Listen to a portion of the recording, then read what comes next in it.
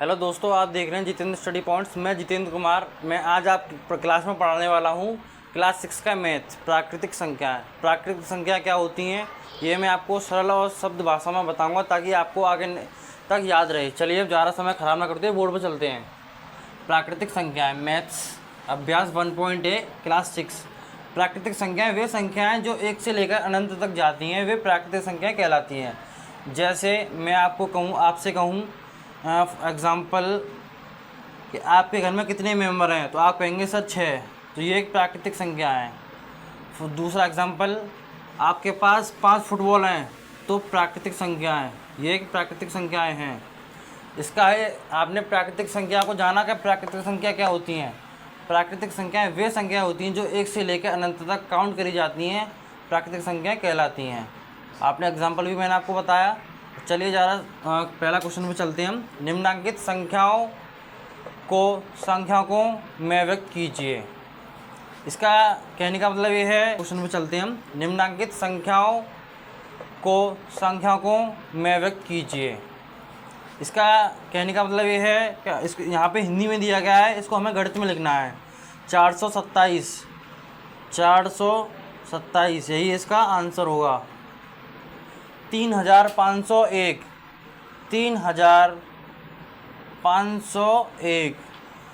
यही इसका आंसर होगा। 115 79,029 यही इसका आंसर होगा। और उम्मीद करता हूँ यहाँ तक आपको समझ में आ गया होगा। चलिए हम दूसरे क्वेश्चन पर चलते हैं, प्राकृतिक संख्याओं के पे। ये रहा आपका दूसरा सवाल। निम्नलिखित संख्याओं को शब्दों में लिखिए। पहला क्वेश्चन हमारा था कि उसमें हमें गणित में लिखना था, उसमें हिंदी में दिया गया था। इसमें इन्होंने बोला है शब्दों में लिखिए, तो हमें इसको शब्दों में हिंदी में करना है। 7019, अब इसमें लिखेंगे हम 7019।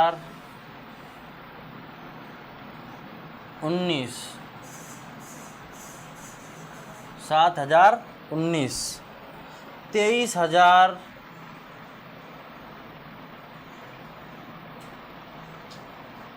$379। चौथा है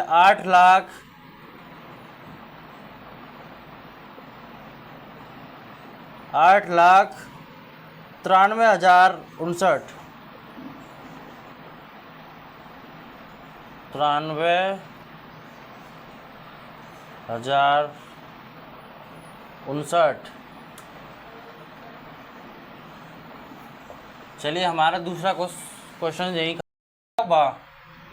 एक रिपोर्ट के अनुसार 1 ग्राम मानव मल में 100 जीवाणु अंडे, 1 या जीवाणु कोष, 10 लाख बैक्टीरिया जीवाणु तथा 1 करोड़ वायरस विषाणु होते हैं।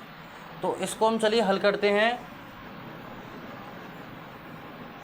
इसको करते हैं हम हल। इसका आया 100। 100। दूसरा है 1000। 1000 जीवाणु कोष। दूसरा है 10 लाख। 10 लाख। चौथा है 1 करोड़। 1 करोड़।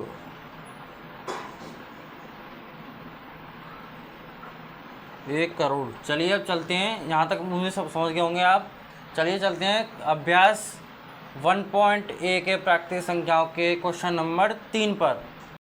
यह रहा आपका तीसरा क्वेश्चन। निम्नलिखित संख्याओं को अंकों में छाटिए।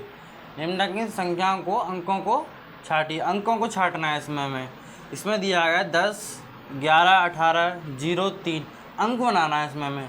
अंकों को छांटना, मतलब हमारा काम है अंकों को छांटना, ये कहना चाह रहा है अंकों को छांटिए। चलिए स्टार्ट करते हैं हल।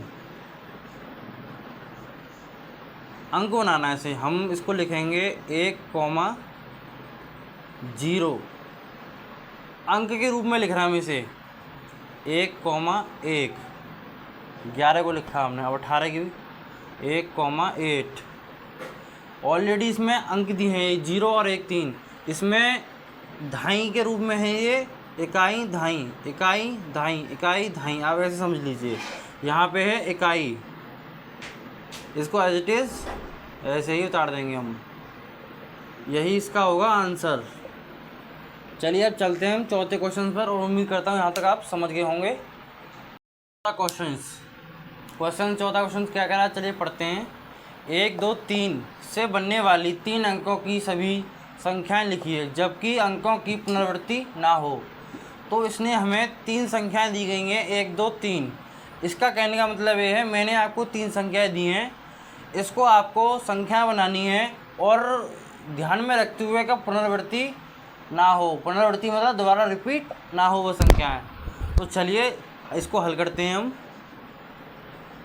बहुत ही इजी तरीके से। इसने कहा है कि संख्याएं लिखिए, तो हमें संख्याएं लिखनी है। सबसे पहले 123 ही आएगा हमारा, 123 भी लिख सकते हैं हम। इसके बाद 131, 231, 312, और क्या बन सकती है 213, और क्या बन सकती है 321,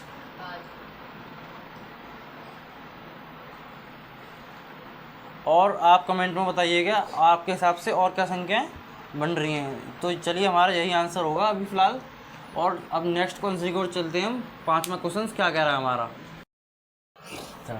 चलिए दोस्तों 5वां क्वेश्चन क्या कह रहा है, पढ़ते हैं इसको। 0, 3, 5 ये हमें 3 संख्याएं दी गई हैं। 0, 3, 5 से बनने वाली 3 अंकों की सभी संख्याएं लिखिए जबकि अंकों की पुनरावृत्ति ना हो।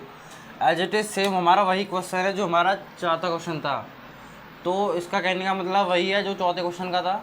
इसने हमें ये 3 संख्याएं दी गई हैं, इसको हमें चौथा क्वेश्चन की तरह बनाना है। और उसने भी हमसे ये कहा था कि पुनरावृत्ति ना हो, कोई संख्या दोबारा ना दोहराई जाए। सेम इसने भी हमसे ये कहा है कोई भी संख्या दोबारा ना दोहराए। तो चलिए इसको भी हल करते हैं हम। 0, 3, 5, 305, 503, 350, 530, और आपके दिमाग में कुछ और बनना होगा तो गाइस बताइएगा। फ़िलहाल यही इसका आंसर है अभी। और ऐसे ही मुझे लगता है छठा क्वेश्चन होगा। चलिए छठे क्वेश्चन में चलते हैं और देखते हैं। इसने हमसे छठे क्वेश्चन में पूछा है 6705 ये 4 अंकों की सबसे बड़ी एवं सबसे छोटी संख्या लिखिए। इसने हमें ये 4 अंक दिए गए हैं, इसको हमें लिख के बताना है सबसे छोटी संख्या एवं सबसे बड़ी संख्या, इसको हमें देनी है। और इसको मैं नहीं दूंगा, आप दोगे, इसको आप हल करके दोगे कमेंट सेक्शन में, कमेंट्स में आप दीजिए इसको। मैं चलता हूँ 7वें क्वेश्चन पर। 7वां क्वेश्चन क्या कह रहा है हमारा, 5 अंकों की सबसे बड़ी तथा एवं सबसे छोटी संख्या लिखिए।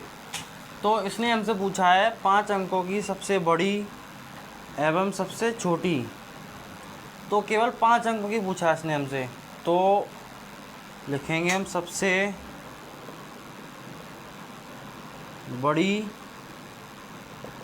संख्या, सबसे छोटी संख्या। आप भी एक नोटबुक बना लीजिएगा और उस पर नोटबुक पे लिखते जाइएगा तरीके से।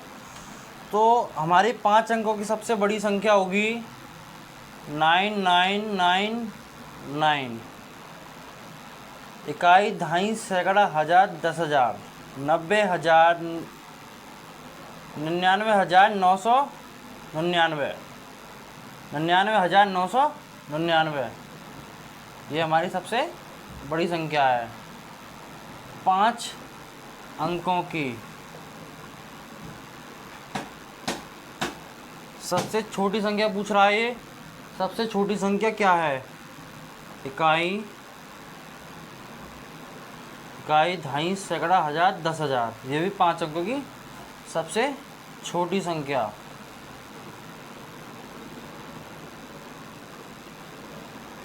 छोटी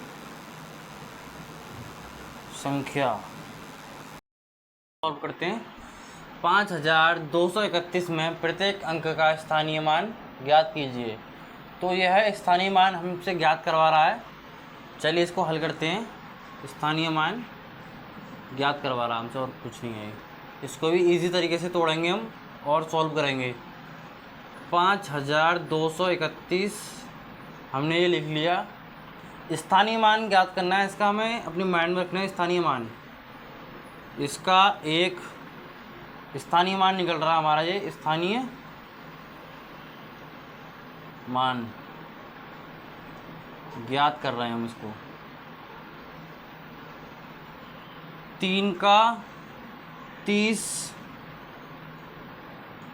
2 का 200, 5 का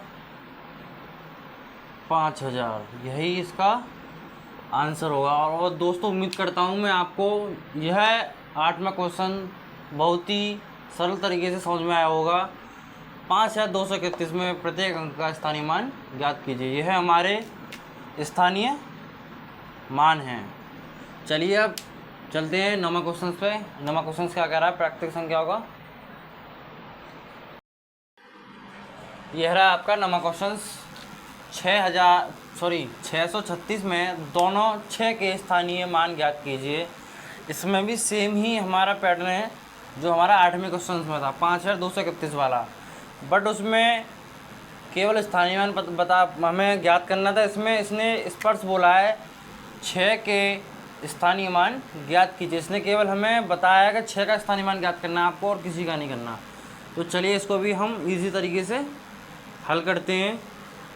636, केवल 6 का स्थानीय मान ज्ञात करना है, इसका और इसका। ये हमारा इसको स्थानीय मान हमें ज्ञात नहीं करना है इसका हमें। तो इसका आएगा 6, इसका हमें ज्ञात नहीं करना है। इसका आएगा 600। यही हमारा आंसर होगा। अगर वीडियो अच्छी लगे तो आपको चैनल को सब्सक्राइब करके ज़रूर जाइएगा। और नेक्स्ट हम आपको पढ़ाने वाले हैं अभ्यास 1.B, क्लास 6 का 1.B